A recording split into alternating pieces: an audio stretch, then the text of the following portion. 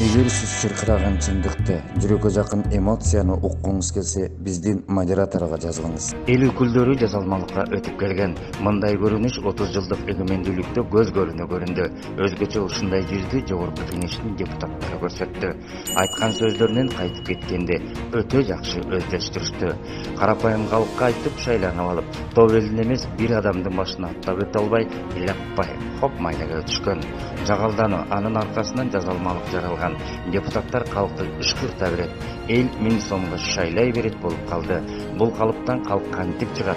Ошондой эле элди алдап шайланып алууга өлкө башчылары деле ушундай эле көрүнүшкө өткөн. Аны деле эгемендүүлүктүн 30 жылдыгы көрсөтүп келди. Эл өзүнө керектүү кадрларды тандай албай жатканы жашырганда эмне?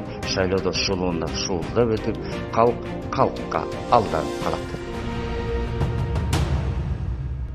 Кыргыз алтыны чет өлкөгө чыгып кетти. Мындай уудуу фактылар 2 күндөн бери калк арасында кеп сөзгө алынып кепке калды.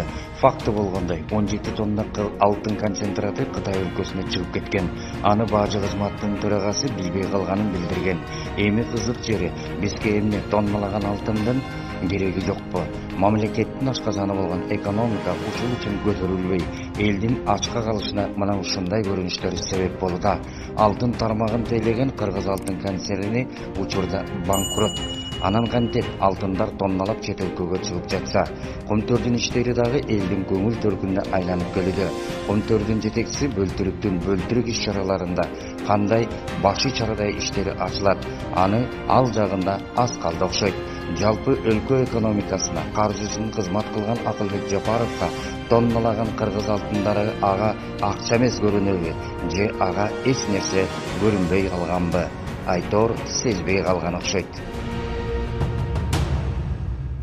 Карапайым калк эл ынтымагына чогулуп жатат. Бул дагы жөн жерден эместер. Күндөн күнгө кымбатчылыктан алып келиши элди бирүүгө алып келип жатат.